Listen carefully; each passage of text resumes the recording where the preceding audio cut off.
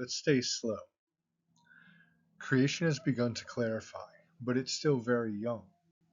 Light has been distinguished from darkness. Meaning has begun to emerge. But now the text turns to something more subtle. Not what things are, but how they are held apart.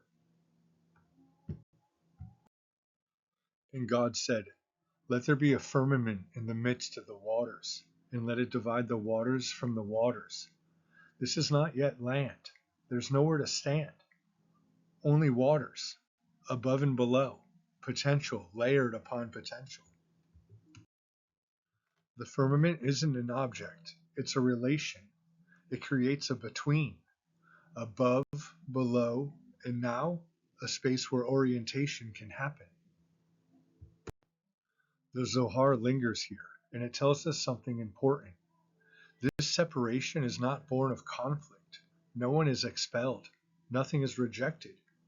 The waters above are not better. The waters below are not lesser. They are different movements of the same fullness. The upper waters yearn to descend, to nourish, to reveal, to pour insight into form. The lower waters yearn to rise, to return, to remember, to be lifted toward source.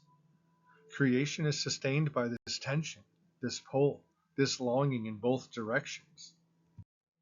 Heaven reaching toward earth, earth reaching toward heaven, not a split, a relationship. And yet, the text does something strange here. On this day, it doesn't say, "And God saw that it was good." The Zohar tells us why. Separation alone is unstable. Distinction without harmony creates imbalance. Division is necessary, but it's not yet sanctified. This matters far beyond cosmology.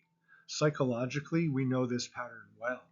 We learn to separate thought from feeling, impulse from intention, memory from the present moment. And that's necessary. But when separation hardens, when parts of us are cut off rather than related, we don't become clear. We become fragmented. Healing is not collapsing distinctions, and it's not abolishing difference. It's learning how to hold difference in relationship. Across traditions, this same insight appears quietly. Hermetic teachings speak of above and below needing correspondence, not confusion. Indian thought speaks of the manifest and unmanifest, not as enemies, but as phases of the same reality. The Gospel of John speaks of light descending into the world, not to escape it, but to dwell within it. Buddhist practice teaches discernment without severance. Different languages, different symbols, the same recognition. Creation requires separation, but wholeness requires reunion. The second day teaches us restraint. Not everything that can be divided should remain divided. Not every boundary is a wall. Some boundaries are bridges waiting to be crossed with care.